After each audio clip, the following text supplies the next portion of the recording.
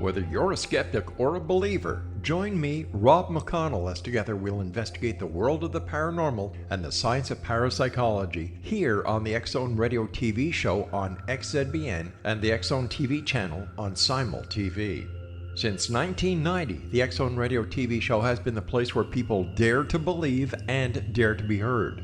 Together, we'll investigate UFOs, aliens, ghosts, Bigfoot, psychic phenomenon, lake monsters, conspiracy theories, government cover-ups, the truth embargo, alien abductions, ESP, haunted locations from around the world, and so much more.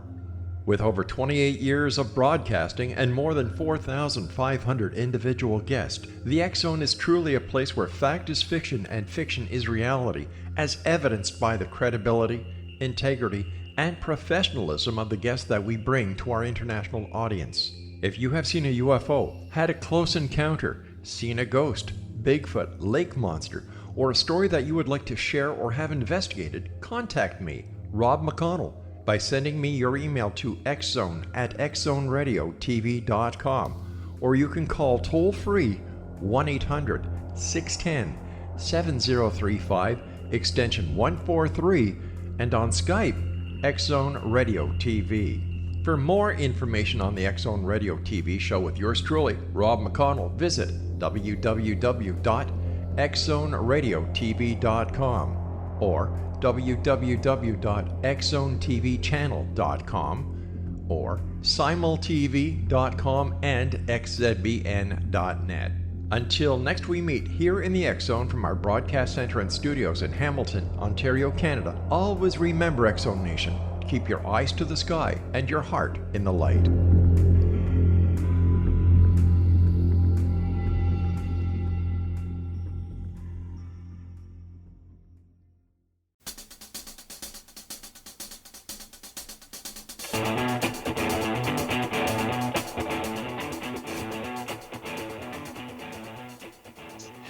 Welcome to Know the Name, Know the Genius in You, where in a single moment you can recognize something about somebody else because you understand how to interpret their name.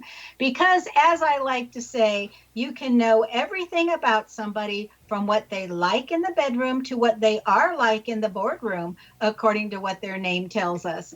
Now, Albert Einstein once said that everybody's a genius. Now, you've heard me say this over and over again. Why would one of the smartest people on the planet declare that everyone is a genius unless he knew that to be true? I'm your host, Sharon Lynn Wyeth, creator of Namology Science and author of Know the Name, Know the Person. And tonight's show is extra special as far as I'm concerned. I brought on my friend Michael Sloopka, and he is a negotiator of the best. Now, we all know that the President of the United States is known for his negotiating skills, whether you like it or you don't like it. But knowing how to negotiate is so important because we all use it all the times in our lives over and over again, as Michael's going to explain to us. And it's just incredible how important this particular skill is. So Michael is an expert on the topic of negotiating and decision making and the dynamics that impact, influence, and affect negotiations in our personal lives, our social lives, and especially in our business lives. He's also the host of his Negotiating for Success podcast. And Michael has personally trained over 50,000 people of all experience levels across multiple industries in 31 countries on how to negotiate more effectively. Now, I think this number, Michael, is so impressive because I know that I have personally done thousands and thousands and thousands of names, but I'm not close to your 50,000 mark. So that is just highly impressive. Michael's 5-star rated presentations and negotiating skills training programs have been delivered around the world to both small and medium-sized businesses, Fortune 500 corporations, and professional associations. He has appeared as a guest on various popular podcasts and radio programs, including mine, and has written articles or contributed to articles nationally in many newspapers and different magazines, and I could list you the names and you would all be impressed. But I want to get right to it. So welcome to Know the Name, Know the Genius in You radio show, Michael. Sharon, great to be here, and thank you for having me. Oh, my pleasure. I'm so delighted you found time for us. So Michael, to dig right into it, how important is knowing how to negotiate? Well, Sharon, it's a question that we get asked and I get asked frequently. And negotiation is kind of like a hidden topic to many people. Um, we negotiate every day in our social lives, our personal lives, and our business lives, and it's an essential life skill. Um, we're negotiating with tradespeople, banks, mortgage companies, children, spouses, partners, significant others, neighbors, automobile companies, employers, recruiters. We're negotiating every day. The challenge that we often have in our speaking practice and when I coach and work with people is getting people to realize that in fact it is something that they do every day in their lives. A lot of people believe that it's a skill that's only used for business people or salespeople or in business situations, and it's not. It's just simply not true. I know in my own personal life, I think 70% of the time when I do my negotiations, it's in my personal and social life. So it's an essential life skill, and it's also a learned skill, Sharon. A lot of people think it's a skill that somebody else is trained to do or you're educated to do it. It's a skill that almost everybody can learn to be more effective at. So, we're going to be talking about negotiating tonight. So, how do you define negotiating? Well, it's the general definition I can give you is it's the process of moving an involved party to some degree in the desired direction. So first of all, another party needs to be involved in the discussion or dialogue, and the process of negotiation is moving that person in a desired direction. Now, most people believe that direction should be in one's own direction. But we teach win-win, which is all about creating something that I need out of the negotiation and making sure that the other party involved in the negotiation gets something as well. So I really view it as win-win, and I view it as moving an involved party to some degree in a desired direction. On the economic side of it, it's really important to understand this. We teach a process, and I work with people to make sure when there's a high concern for a relationship, if you're negotiating with a significant other, a partner, a spouse, a colleague, or a family member, you're obviously going to be a little bit more flexible in that negotiation than you would be if you were negotiating with a credit card company, bank, or a mobile phone company. So the goal is to move a desired party in a specific direction, and there's skills that you do to do that. That's interesting. I'm so glad you mentioned the win-win because that was my next question for you: is what constitutes a win-win? Well, yeah. And Sharon, the strange thing, there's a lot of practitioners in negotiating now that are teaching and have written recently about that win-win or reaching for compromise between two parties is a sign of weakness, and there's many people that are talking about not making compromises or concessions to create a win-win, and we just don't believe that because the other person needs to feel good about his or her outcome, and the only way to do that is to work the negotiating methodology so that the other person does feel good. So the definition of win-win is both parties feel as though they've accomplished something, and that both parties don't necessarily want the same thing. And that's an important thing that people need to understand, is that the other party in a negotiation has pressure points and outcomes, desires that they need to have achieved. And the goal is to find common ground and have the flexibility to reach for some compromise. And there's strategies that you do to make that easier to do without just making concessions to people. Well, and I think it's very important, but I have fairness issues in my name, and I think if it's not a win-win, it's not fair. So I always look at people's. I always look at people's names and wish more people had fairness issues in their names. But go ahead, Michael. What else did you want to say? Well, it's a very good point. There are four. We test for 4 personality types, Sharon, in our programs, and so I classify. There are 4 personality types, and this is not a Myers-Briggs discussion or a DISC profiling discussion. There are pragmatic, analytical, amiable, and extroverted people. And the goal of a good negotiator is to understand the personality type of the person that they're negotiating with. And when I'm negotiating with somebody who I believe is amiable based on my benchmarks, I certainly will position the negotiation with a high degree of fairness and certainly create the reality and the perception that there is fairness. There's a lot of negotiations, Sharon, that are one-sided, that are win-lose, and those are not good.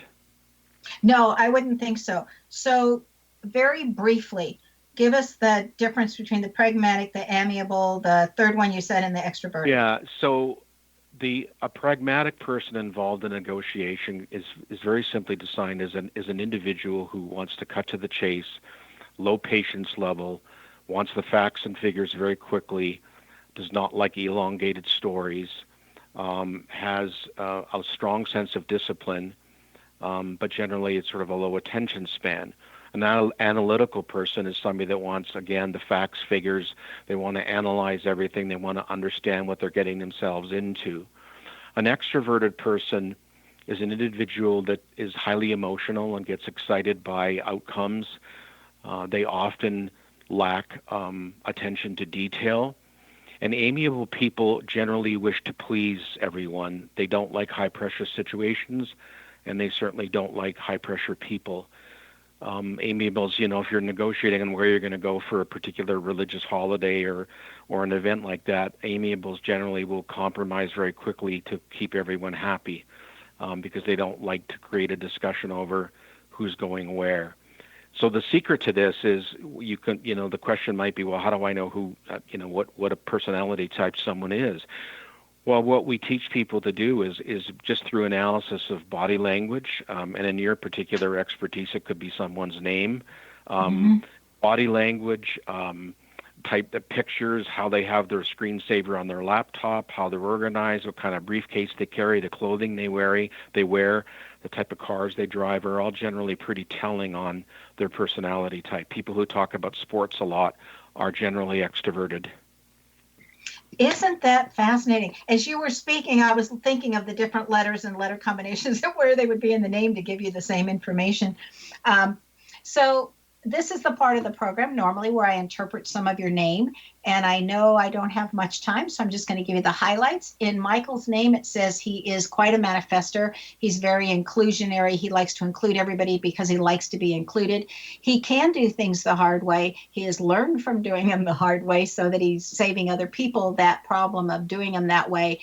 He likes to be in charge of himself, doesn't want somebody else in charge, and he has a good sense of self. And I think that's really important anytime you're negotiating, that you're not going to give up your sense of self, because then you wouldn't come away feeling really good. The coolest thing in your name, Michael, is that you stack the deck. And so every year or every group of years should get better than the years before them. Okay, so you constantly are making life better as you get older, which I think is a great way to live, because we don't want to be going in the opposite direction. And you've learned how to be incredibly likable without changing who you are to get liked. Well, we need to take a break. Stay tuned to Know the Name, Know the Genius in You, which is being heard on X Network and on the website, knowthename.com. Now, after the break, we're going to find out some key things to remember about negotiating. So stay tuned.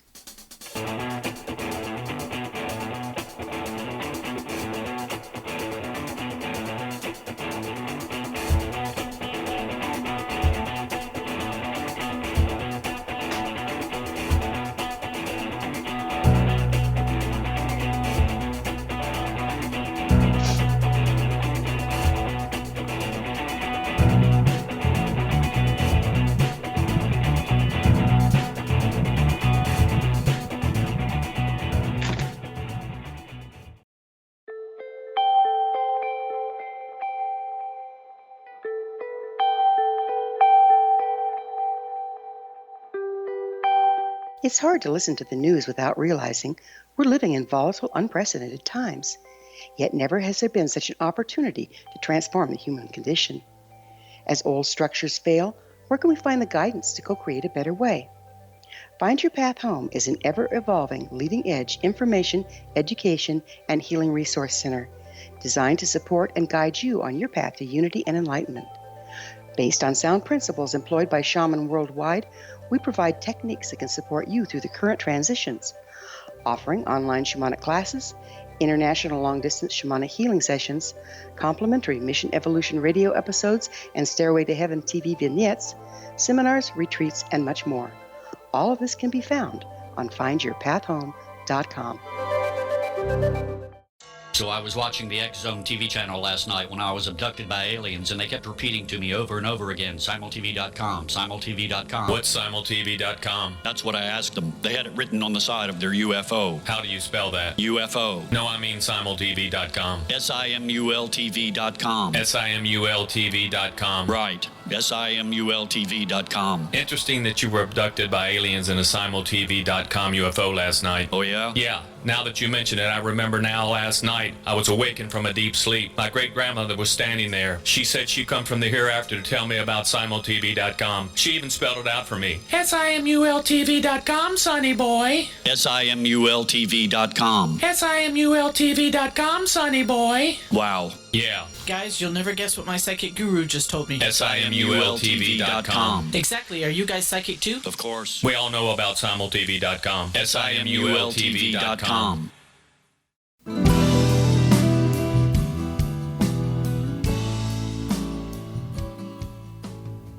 Welcome back. I'm Sharon Lynn Wyeth, and you're listening to Know the Name, Know the Genius in You, which is being heard on xzbn.net and knowthename.com.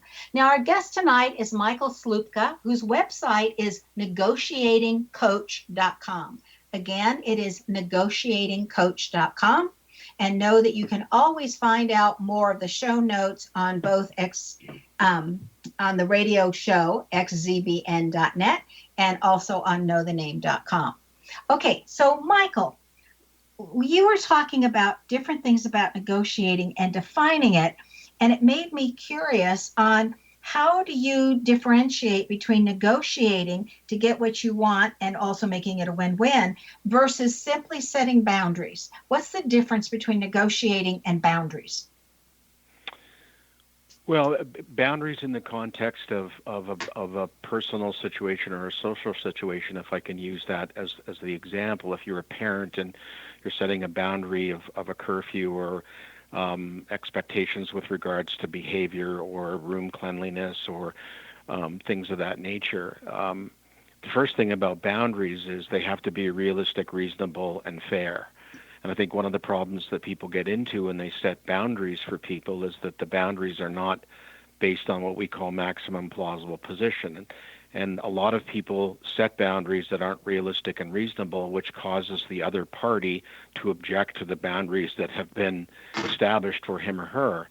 And then that creates conflict, and then often what happens is people cheat on the boundaries or skirt the boundaries or skirt the rules. And I think it's so much better to mutually agree upon what those boundaries are and gain agreement to sticking to what the boundaries are. I think you will get some people, Sharon, who, they can even be young people who will continue to put pressure on those boundaries to test a person's ability to reinforce the boundaries. And that's where you're into perpetual negotiations, which is when we do our seminars at large associations for parents or spousal programs, somebody will ask the question, should I negotiate with my children? And the reality is, you certainly want to encourage a degree of negotiation, but you don't want to have it interfere with the basic rules and boundaries that have been agreed to. That makes me think, I wonder if really good teachers are just natural negotiators. Well, I think there are. So that's a good question. Some people have a very natural feel for the process, Sharon. So if I was in a room with 100 people and we were doing a seminar, it's pretty easy to see that about 33% of the people in that room have a natural feel for the process of negotiating. 33% of the room, struggles with the idea of needing to do it and needing to get better at it. So there are some people that have a natural feel for the process. Interesting. Okay, so I love your definition there of reasonable, fair, realistic, okay, that boundaries need to be that way. So talk to us about the difference between negotiating, Michael, and manipulating, because I think a lot of people back off and say, oh, no, I'm just being manipulated. Well, that's another great point you raise. And that's why negotiating is a topic that's always perceived as something that salespeople do, or people view it as manipulation. And manipulation involves the coercion, an excessive amount of coercion power to manipulate somebody to be able to adopt your position. That's really not negotiation, it's the use of coercion power. So there's 7 types of power that are involved in a negotiation. Coercion happens to be one of them. It's also the worst form of power that you can use as a negotiator, which is to force somebody into accepting a particular position. And again, this has really have nothing to do with the boundaries. If somebody violated a household rule or a speeding rule or something, there isn't a negotiation in some of those scenarios. But you really, arguing intensifies people's desire to prove themselves right. And when you're perceived as manipulative, or when you are manipulative, it's very difficult for the other side to have trust and to feel a sense of confidence that what they've arrived at is generally win-win. There is a lot of manipulation going on out there, and if I can explain why, there's some people have situational power, Sharon, and that means that they have a significant advantage in a particular situation that allows them to manipulate an outcome. And that's becoming more and more prevalent today, where institutions and people have situational power over you, and it's tough to negotiate or arrive at a win-win outcome when that's the case. When somebody is coming from a manipulative point of view or position, okay, and we've all had those in our lives. We've all, had people attempt to manipulate us, so it's not anything that's new for anybody. What do you think is the best approach back, or the best response, or a question that can be asked, or how do you point it out that, hey, I'm being manipulated, or I feel manipulated and I don't appreciate it?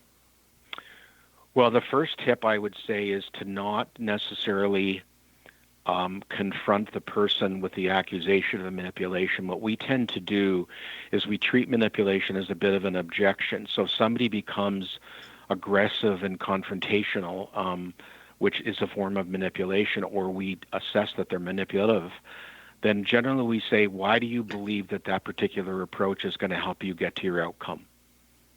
So the moment you feel someone is manipulating you, I don't advise people say, hey, you're manipulating me and I feel manipulated, because it creates a defensive mechanism. What I try to teach people to do is understand the why the person is doing that. It's generally the person is insecure, or there's a characteristic about the person who's trying to be habitually manipulative that you need to understand. And then in a nice way, we teach a questioning methodology, which just says, I'm uncomfortable with the direction that this is headed. May I ask why you believe this approach is going to get you what you want? And we use terms like help me understand, and could you explain to me why? And generally, if you can get to the why and peel back the onion, you can understand the personality type involved in the motivation for manipulation. We really try to get to the why. And the person can say, I'm not going to tell you, just do this. These are the rules. I'm not going to tell you this is just the way it's set up. And then you have to really trust the fact that if that's the direction it's going and you have options, then we tell people to walk away from it. Because you're just not going to be happy with the outcome, especially if you have to live with it. I mean, there's a million real estate deals. There's partnership deals that are based on degrees of manipulation, and at the end of the day, they always end up in conflict, and they're problematic. Yeah, very problematic. As you're speaking, I'm thinking about when I was a vice principal at the big high school, and the parents used to come in so angry that their kids got in trouble, and really come in yelling and screaming. I mean, if I even got one day a year where somebody didn't scream at me, I used to consider myself lucky. A parent would come in and do that. And I used to start always with, okay, before we proceed, would you please explain to me how you think from how you first approached me that's going to help us work together when we both have the same interest in mind, which is helping your child. Yeah, so that's the perfect response. Because, when I'm a parent of 2 sons, and when we used to go to parent-teacher interviews, it would be the same thing. And I had like 3 teachers literally say to me, because you only get 5 minutes for those kinds of discussions with when there's a lineup of parents outside, and they would say, Mr. Sloop, you're the only person that asks questions about Matthew and Kyle. We get most of the parents get defensive about a mark they got or a project that they felt that the student should have been marked better on. And when you confront the teacher like that and make it win-lose and try to manipulate that 5 minutes is generally not a good thing. So that would be something, Sharon, I would give you very high marks for using, and you simply repeat that for the rest of your life and just change the context if you're dealing with a bank or someone, and take the very same approach. So we're asking questions. So let's say I know I'm getting ready to go in and negotiate, or there's a negotiation that's going to take place. How should I prepare to do that? And I'm just saying I in general, okay? Because all of us are getting ready at some time or another to go negotiate. We know we need to do that. So what can we do ahead of time to get us ready? Well, first is, and people are not very good at this, Sharon.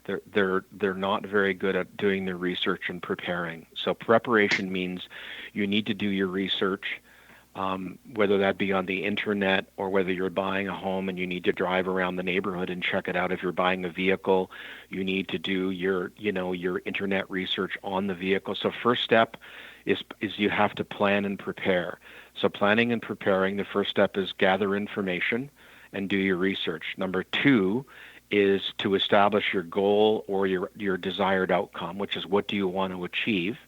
And then number 3, you determine your opening negotiating position, which is what you're going to ask for. And if you go into every single negotiation, whether big or small, whether personal, social, with the idea I'm going to do my planning and preparation, I'm going to determine what my goal or my outcome I want from this is, and then from my goal, I'm going to build my opening position, which is what I'm going to ask for, which is why every teenager asks for a longer curfew time than they know their parents are willing to give them, because they know there'll be a reach for compromise. So when someone says, I'll be home at 1, and the parent says, no, curfew's 11, most times they end up reaching for compromise between 11:30 and midnight. So if you have to do your research, and my big take on 25 years of doing this is the number one fault, Sharon, of we want to come back and hear that after our next break, our number one fault, because we need to take another break. Stay tuned to Know the Name, Know the Genius in You, which is being heard on xzbn.net, an X-Zone Broadcast Network station, and on the website, knowthename.com. We're going to find out more about some of the different ways that Michael has assisted people in negotiating skills. Stay tuned.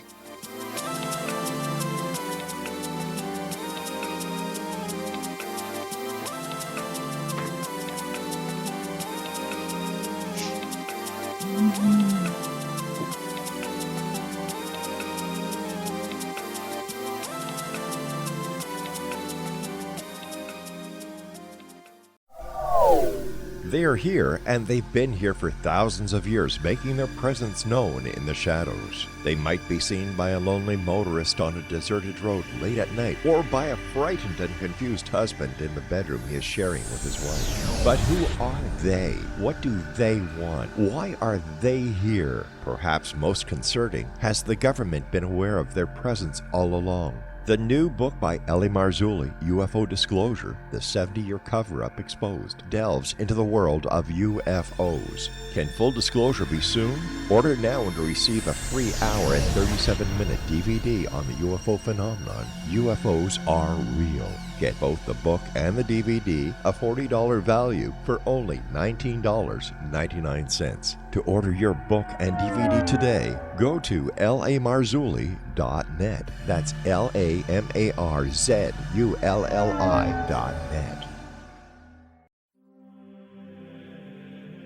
Rob McConnell here, presenting an overview for Nicholas Paul Jennings, author of a fascinating book, Amen. It presents facts revealed by Egyptologists, facts that enable us to understand why Amen is the beginning of creation of God. It provides recommendations for religious leaders of the major religions to unify their beliefs and teach the Word of God. Love one another. Amen informs people how mankind conceived God. It was the Egyptians that developed the concepts of a soul, a hereafter, and Son of God. And finally, after the worship of many gods, they conceived the belief in one universal God, the maker of all there is. For more information, visit www.futureofgodamen.com. That's www.futureofgodamen.com. You have heard of the X Zone? Now watch it on Simul TV, plus 500 video games, live TV channels, free video on demand, worldwide, and more. Does this sound like tomorrow's television? Well, it is, but you can have it today, right now. It is Simul TV. Simul TV offers what the others only wish they could provide. 15 exclusive channels like X Zone, sci-fi, and horror. We are worldwide. No other provider offers that. 500 built-in video games. No need to have an extra expensive system. We have them included. Free video on demand. Live streaming events from around the world. Interactive online network, and much more. Tomorrow's TV today. Simul TV. Sound too good to be true? Well, it's not. You can have Simul TV today. Sign up at simultv.com. Do it today.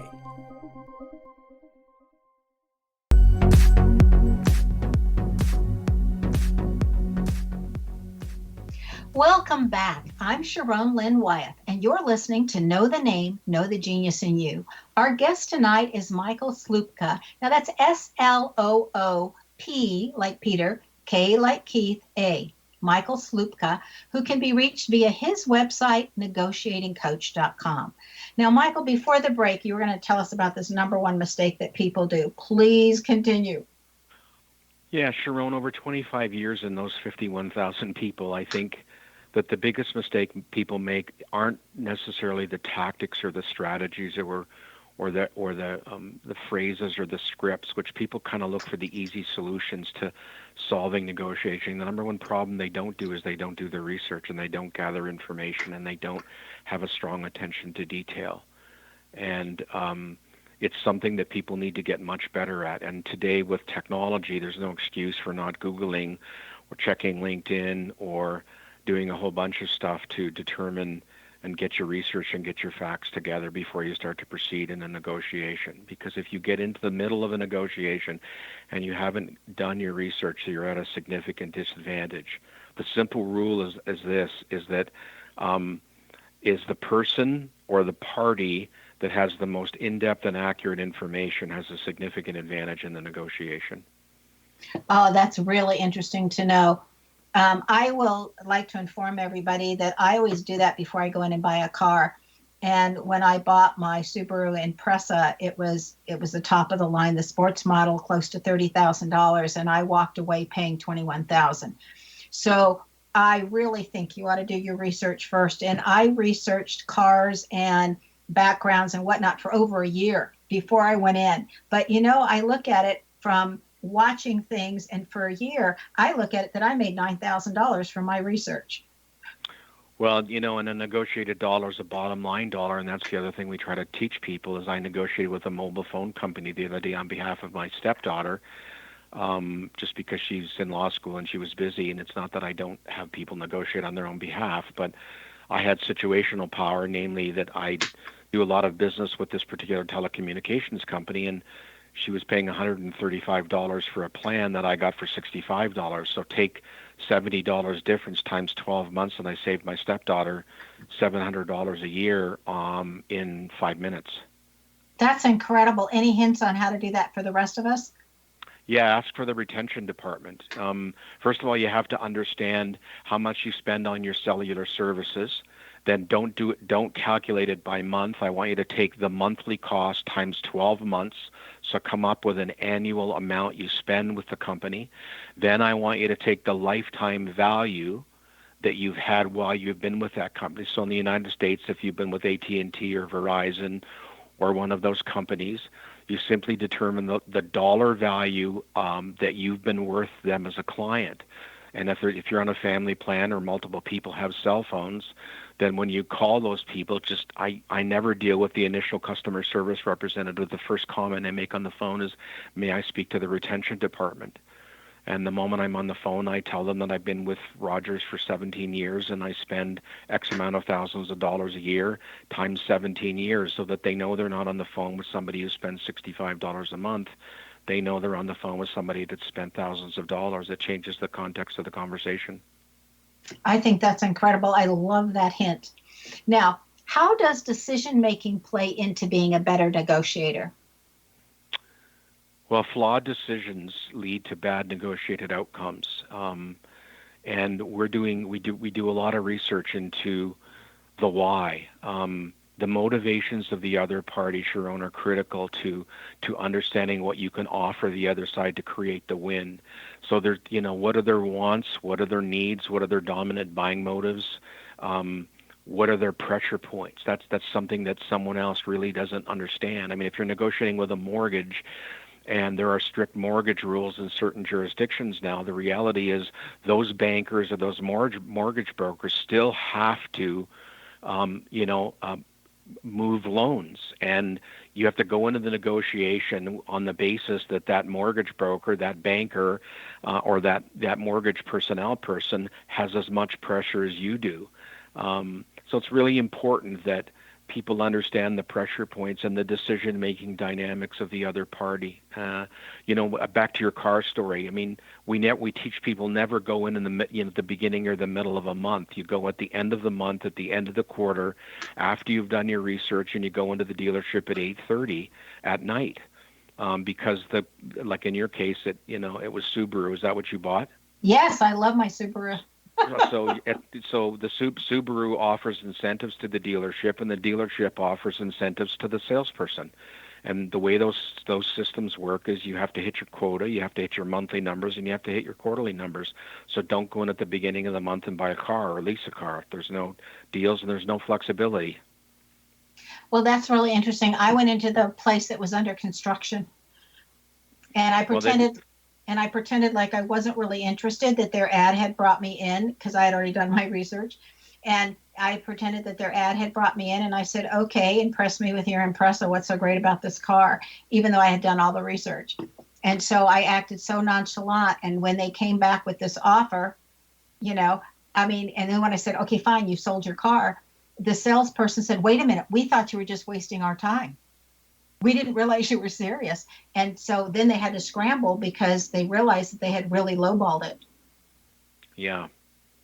They often do that to test that's another thing, is they do that to test the legitimacy of the buyer or the person that's going to do the procurement. So they throw numbers out that are poorly thought out, and they probably cost their dealership money because you might have been willing to pay a little more for the vehicle. But they had given you their opening position first that was lower than they should have. And that's the simple dynamics that work on everything, whether you're buying a house or whatever you're doing. It's the same process and methodology works all of the time on everything. Do your research, do your homework, get the other side to give you their position first, which is how much does this cost and what's the best price.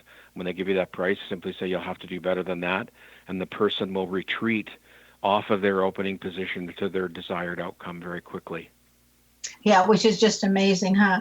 I learned how to literally bargain or negotiate when I lived in Germany, because they used to have carts that would come around in the very small area where we were that had your pots and pans on it and your whatnot. I mean, and they could be pulled by a horse or whatever. And you went out and you negotiated for what you were willing to pay for that pot or that pan or whatever it was that you wanted. I mean, we were really back in the backwoods. And I watched the person I was married to negotiate and everything and what he ended up paying. And he came back in and he says, that this pan, that man took a loss on this pan when he sold it to us. And I said, why would he do that? And he says, because he had so much fun negotiating with me, he didn't want to lose and not have some kind of a deal. Yeah. He said, some people do that. Yeah, and he was like, oh, he'll make it up on the next one. We don't have to worry about him. So how do emotions play into negotiating? Well, we talked earlier in the program about arguing intensifies people's desire to prove themselves right, and it's you generally, when you're dealing with somebody in a negotiation that's becoming emotional or starts with high emotions, the goal is to disarm that person and get them to think rationally about what they're doing. If you're involved in a negotiation with multiple parties on your team, like if you're running a business and you've got salespeople and a marketing person, what we try to tell people to do based on assessing personalities is emotion can be used for some degree of theater, Sharon. So there is what we call flinches, where somebody can roll up their sleeves or set down the reading glasses or roll their eyes or drop a pen or stomp out of a room. Some of those are legitimate theater flinches, which is they're designed to show you that the other person has reached the end of their discussions. And some people are just naturally emotional to begin with, and they're tough to negotiate with because it's hard to get them to calm down, and it's hard to get them to see logic because they react always on an emotional plateau. And the only solution to that is to use your similar question, which is, listen, you can get as upset as you want about what's going to happen here, but that's not going to do you any good. I suggest you calm down and let's talk about what we believe is fair. You have to spend your time disarming people. And as a person that negotiates myself, I spend 30% of my time trying to arrange the negotiation so that the other person can better manage themselves, because if they can't manage themselves, then we're not going to arrive at a win-win outcome. So you have to get them to see the logic. Okay, I just wanted to say one comment on what you said. I love all of that, but I will just tell you that when somebody tells me to calm down, I want to stop right then and there. It's like, excuse me, I was in perfect charge of me, and I don't want to be told what to do. Interesting. And I watch, because I've had many discussions with friends about that. And it's like all the rest of it we're really good with. If they think we're getting excited, because sometimes they'll go, wait a minute, that doesn't even make any sense. That's my response. I'll say, wait a minute, I obviously didn't understand something correctly. It didn't make sense to me. And then when people respond, well, you need to calm down, I just want to go, I'm done. So may I ask, do we have time to ask you one question on this? Ask it quickly. Wait, I may have to answer it after the break. Go ahead. So I want to ask you a question. When someone says calm down to you, if I were to ask you the following question, Sharon, you seem to be upset about me asking you to calm down. May I ask why? If we want to go to break, when you come back from break, we can maybe answer that question, because I'd be interested in how you would respond to that. Okay. I'll tell you that when we come back from break. We need to take our last break. Stay tuned to Know the Name, Know the Genius in You on xzbn.net and knowthename.com. Now, after the break, we're going to find out what Michael has in his name that has assisted him that you just might have in your name as well. Stay tuned.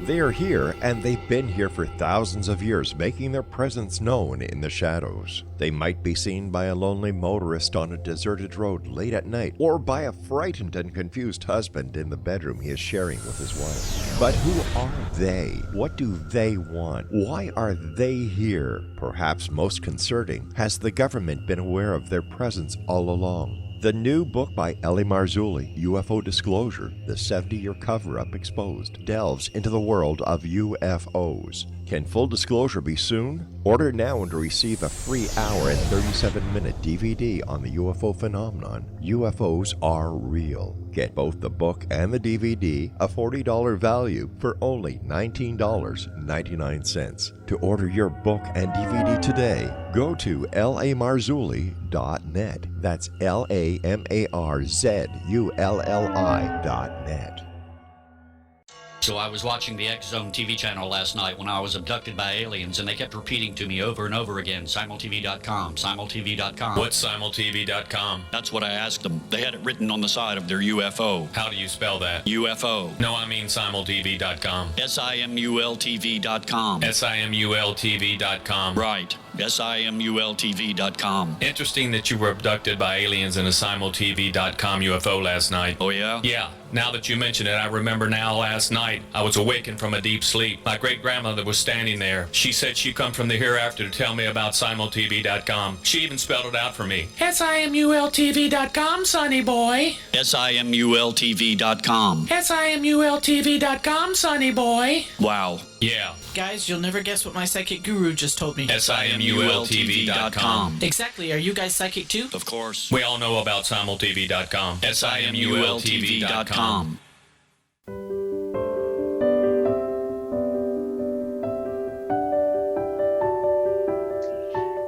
Welcome back. I'm Sharon Lynn Wyeth, and you're listening to Know the Name, Know the Genius in You. Our guest tonight is Michael Sloopka. I love this last name. It's Sloopka, whose website is negotiatingcoach.com.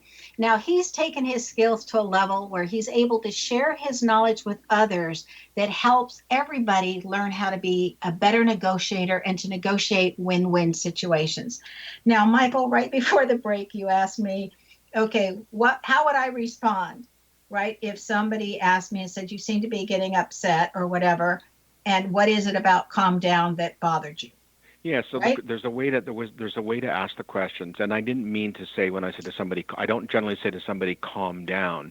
I generally say to somebody, which is scripted in practice, is you seem to be upset. May I ask why? But let's say you're in a personal situation, and someone says to you, "Jeepers, Sharon, calm down," and you get upset by the suggestion that you're supposed to be calm because somebody has the perception you weren't. I asked you the question.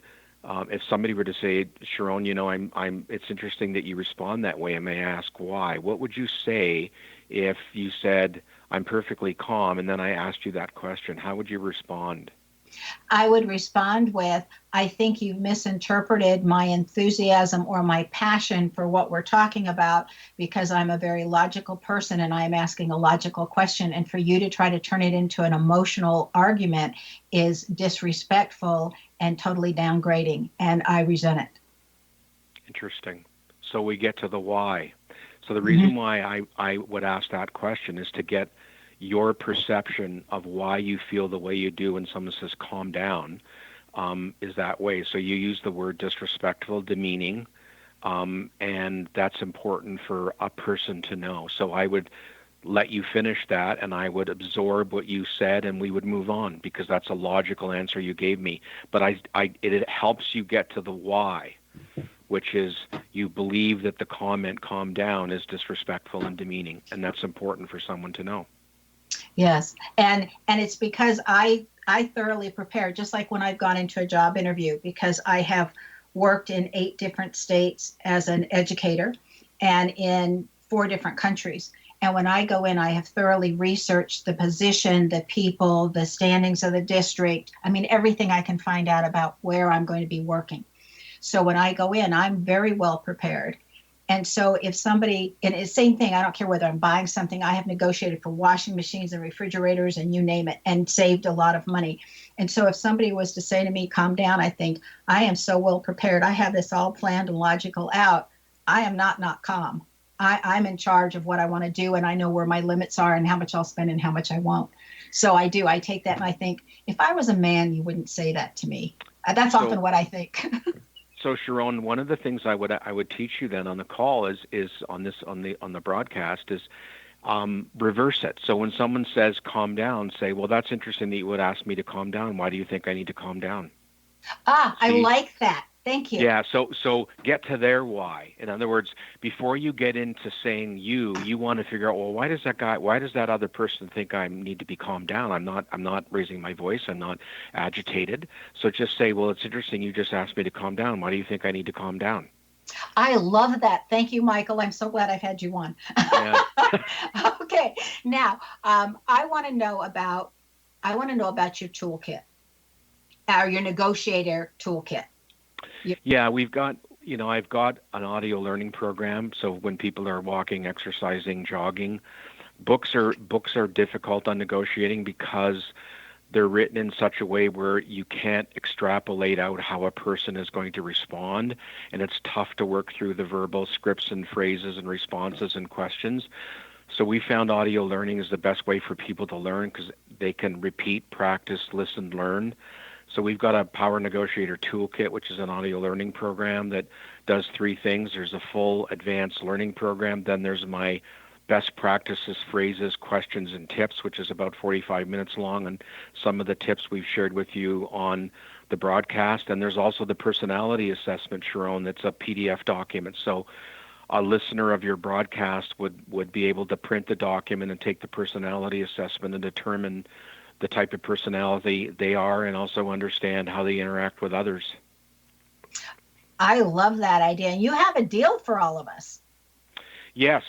Your listeners, it's currently $99.95, and your listeners, if they use your name with the number 1 after it and enter the code, if they go to our website, and I think you're going to be publishing some notes possibly.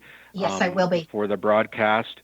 The promotion code is Sharon1, and they'll get $19.95 off the purchase price for your listeners only. It's an MP3 download. It's easy to do. And if you're going to be printing instructions or make that available to listeners on a link or something, they can take advantage of the offer. I think that is so generous of you. Thank you, Michael. I really appreciate that. Yeah, it'll go in my newsletter that goes out, so that everybody, even the ones that miss it and have to hear this later, will know that they can get it. Is there a time limit to this offer, or as long as they're using that code for whatever they listen to the program? The Sharon 1 code ends. It's applicable for purchases until 5 p.m. Eastern Standard Time on April the 26th, I believe. So that's another thing about negotiating, is always set deadlines and always use time zones. If not, people extend them. So April the 26th, 5 p.m., Sharon 1, as many people can use it for the downloads. Great. Thank you. I just wanted to know if there was a timeline, because I think most things do have that. Okay. So is there anything that people can do so that they could avoid negotiating if they're not comfortable with it, or to preempt it so they don't have to negotiate? Or is negotiating simply a part of life that we all need to get used to? Well, it's a part of life and it's an essential life skill, but there are some people that are uncomfortable doing it. So here's the first bit of help I can give someone. If someone's going into a high stakes negotiation, car, a house, or a scenario, a divorce, a settlement, a partnership, then the person should consider hiring an expert. So if they're uncomfortable negotiating, have a partner or a significant other who feels more comfortable doing it, do it for them. Number 2, hire a subject matter expert to do it on your behalf, whether that be a real estate agent or a relative. I believe that once people become consciously competent at it, once they start to feel more comfortable with the process, they'll feel less confrontational and they won't be as intimidated or frightened by it, Sharon. I think once you get some early successes in practicing, I think people will start to apply it in their life. I mean, a lot of the comments we get back on Facebook or our website or LinkedIn are people who try things that they didn't know or they were afraid of trying, and they had some, tremendous successes with it. But if you are uncomfortable with it, get someone else to do it for you, a family member or somebody who's a little bit more skilled, or a subject matter expert if you're involved in a high stakes negotiation. I think that's an excellent idea, because you negotiate, and like just on my car, that can save you a ton of money. And I always think, if you're not making more, I thought this way as an educator, as a teacher, and we all know that teachers don't get paid very much for all that they do. And I always thought, if I don't have the money to spend, then I need to make sure that that money that is going out buys me more, if that can be. And I found that always going in prepared invariably saves me money. For sure, and whether you're on a household budget or whether you're financially independent and wealthy, you just shouldn't throw money away. And there's an opportunity in a lot of places to save a lot of money on a lot of things. People just don't bother to try, and some of them don't even ask.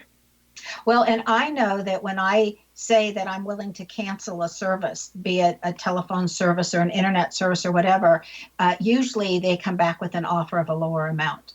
For sure. Because they'd rather... The cost of acquiring a new customer or a client, Sharon, is much greater than giving you the concession. Yeah. So, I mean, I always wait to the last minute, and I like to do that the most with Sirius XM radio, which I really enjoy, but I don't want to pay their yearly fee. Right. So, thank you so much, Michael, for coming on and sharing all of your fabulous knowledge with us. And I'm so excited to present this to everybody that's listening, because what a deal. And like I said, on both the show notes and in the newsletter, you can get all of the information that you need and the links that you would need and the correct spelling of Michael's last name. Michael, is there, like in the last 30 seconds, is there anything that you would really like to impart that you haven't said already? My closing message is everything is negotiable except not negotiating. So give it a try and relax. Once you learn a little bit about the process, you'll feel a lot better about it, and it's a learned skill. So invest the time in getting better at it. I love it. Thank you so much, Michael. Pleasure having you on the show. Sure. Okay, Thank you, everyone. Sharon. Be prepared, be surprised, and extremely pleased when you get to experience Michael Sloopka's work. Now, his website, again, is negotiatingcoach.com. Again, it's negotiatingcoach.com. Now, Michael's name excels at being able to manifest what he wants. This is found in the letter M. If your name starts with the letter M, then you too can manifest your dreams as you have the fortitude to do so. Do you know where your genius lies? And do you know what your name means and why you're here and what your purpose is and what your strengths and challenges are in your name? You can find out by going to knowthename.com and signing up for a session with myself. Tune in to hear the fascinating ways that all kinds of people have succeeded living their dreams and what their names say they can do well. This is Sharon Lynn Wyeth signing off.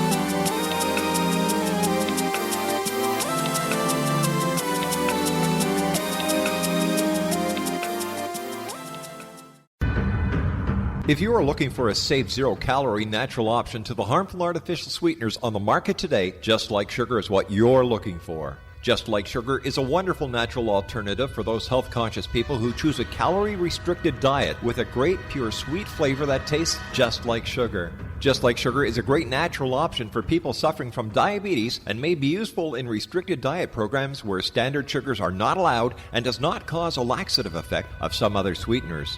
Just Like Sugar comprises a perfect blend of chicory root fiber, natural calcium, natural vitamin C, and Just Like Sugar's sweetness comes from the natural flavors from the peel of the orange.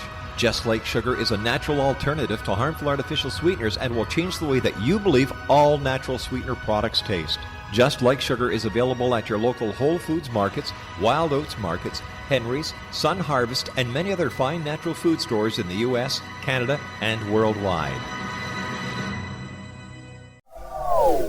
They are here, and they've been here for thousands of years, making their presence known in the shadows. They might be seen by a lonely motorist on a deserted road late at night, or by a frightened and confused husband in the bedroom he is sharing with his wife. But who are they? What do they want? Why are they here? Perhaps most concerning, has the government been aware of their presence all along? The new book by Ellie Marzulli, UFO Disclosure, the 70-year cover-up exposed, delves into the world of UFOs. Can full disclosure be soon? Order now and receive a free hour and 37-minute DVD on the UFO phenomenon. UFOs are real. Get both the book and the DVD, a $40 value, for only $19.99. To order your book and DVD today, go to lamarzulli.net. That's LAMARZULLI.net. You have heard of the X Zone? Now watch it on Simul TV, plus 500 video games, live TV channels, free video on demand, worldwide, and more. Does this sound like tomorrow's television? Well, it is, but you can have it today, right now. It is Simul TV. Simul TV offers what the others only wish they could provide. 15 exclusive channels like X Zone, sci-fi, and horror. We are worldwide. No other provider offers that. 500 built-in video games. No need to have an extra expensive system. We have them included. Free video on demand. Live streaming events from around the world. Interactive online network, and much more. Tomorrow's TV today. Simul TV. Sound too good to be true? Well, it's not. You can have Simul TV today. Sign up at simultv.com. Do it today.